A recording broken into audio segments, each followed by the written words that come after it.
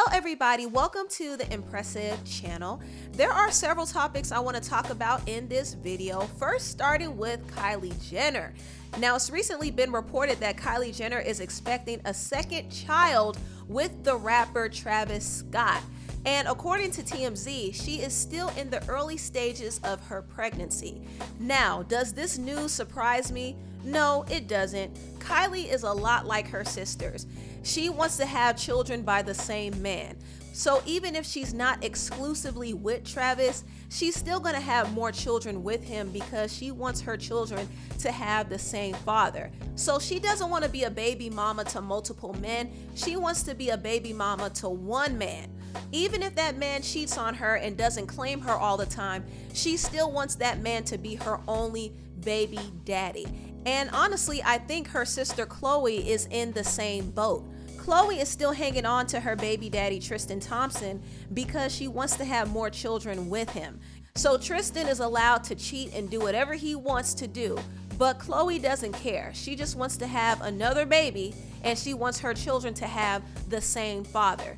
Both Chloe and Kylie are basically following in the footsteps of their sister Courtney. Courtney knew her baby daddy Scott had issues and she knew she didn't love him, but she kept having children with him just because. And honestly, I think the Kardashian and Jenner sisters don't want to be perceived as unclassy baby mamas. I guess they think having multiple children with different men would make them look a certain way. But honestly, they already look a certain way for having children with men who don't take them seriously. It's almost like they're using these men as their sperm donors at this point, but it's their life and that's what they choose to do. Now on to the next topic. I want to talk about the popular YouTube couple Ken and De'Ara. Ken and De'Ara recently made an announcement that they are starting separate YouTube channels. Now, if you don't know, Ken and De'Ara have been on YouTube together for 7+ years and they did get engaged. However, there have been a lot of rumors about their relationship. Ken has been accused of cheating on De'Ara multiple times. In fact, last year he was caught on camera flirting with another woman, and this year he was caught on his live stream flirting with another woman. And some people are now speculating that maybe Ken and De'Ara broke up. I kind of think that they did break up, but they're not going to announce it just yet because Ken and De'Ara built their whole brand off of their relationship. So if they break up, this will affect their brand. Now, I don't think it's going to affect De'Ara as much because a lot of people watch the channel for De'Ara, but it will affect Ken. So them announcing that they're doing separate YouTube channels is kind of a way for them to slowly separate their brands from each other so they could stand on their own. And once they've established their channels, they could finally announce their breakup. I think this is what they're planning to do. So honestly, this whole thing is about business and I really respect how they're going about it. I have even more respect for De'Ara for even going along with this because she didn't have to sit there and promote Ken's new channel because Ken was the one who cheated on her. But she's very mature and business minded and she understands that this is the best way to go about it. It's better to part ways amicably instead of making things messy. So I actually respect her for that. And I do wish both De'Ara and Ken success on their YouTube channels. I know it's a big adjustment for them to start from scratch, but I do wish them both well.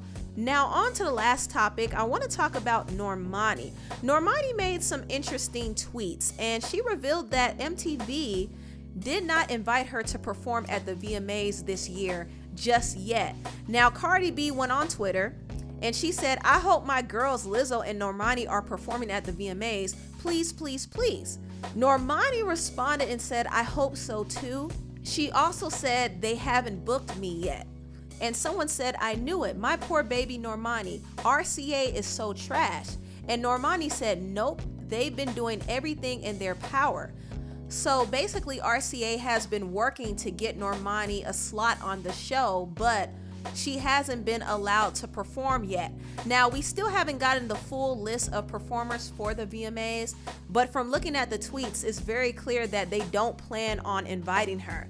One of Normani's dancers named Joya also said something that was kind of revealing.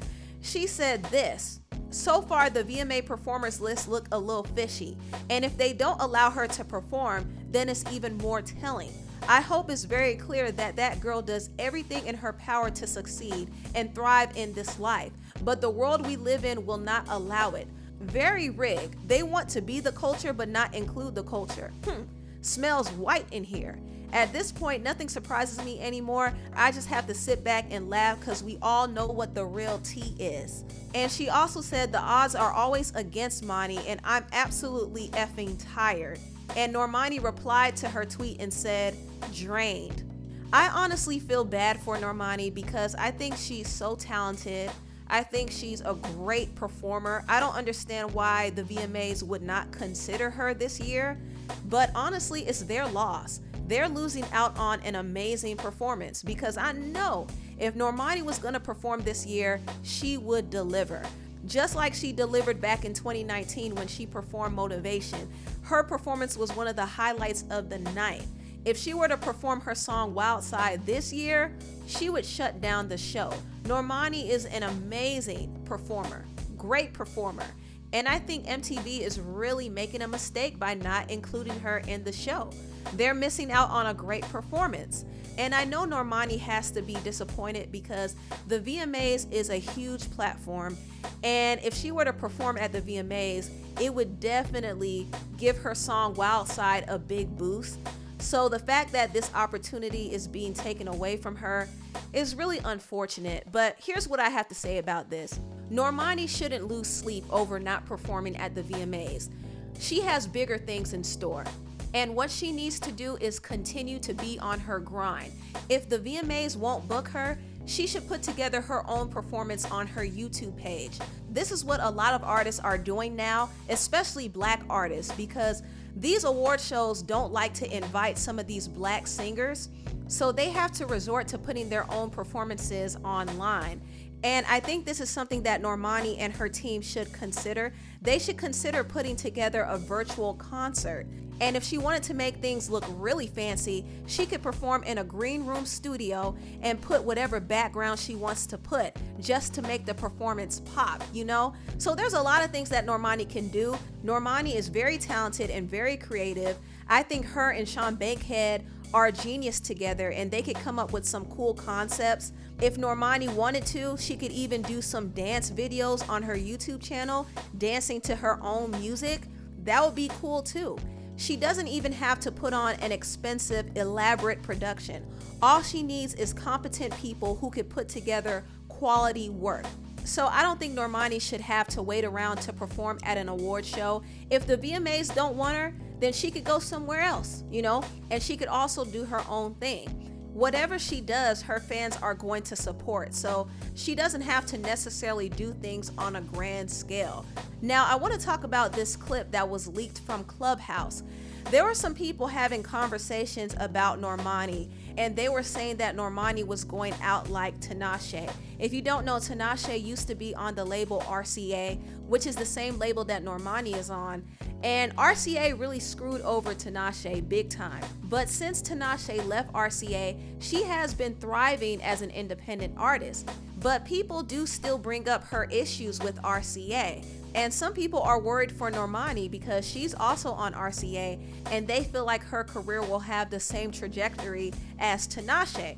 Now on Clubhouse, they were talking pretty negatively and saying that Normani is blackballed. They were also talking down on Tinashe too, and Tinashe actually went on Clubhouse and defended Normani and herself. I think when it comes to being an artist, being validated by like charts and numbers and, you know, all those things, it's easy to kind of get lost in that sauce. But like at the end of the day, she's an incredible artist putting out incredible content.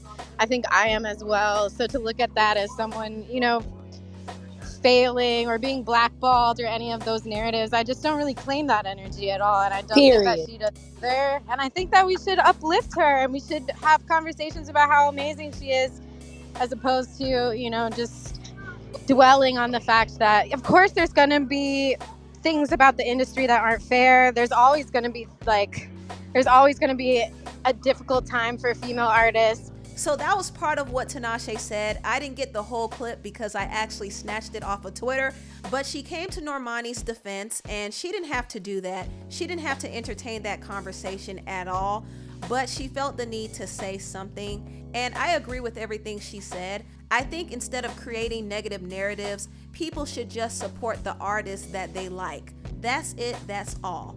Anyway, tell me what you all think about this video down below. Please like, comment, and subscribe, and share this video if you care. Thank you so much for watching, and I'll see you next time. Bye.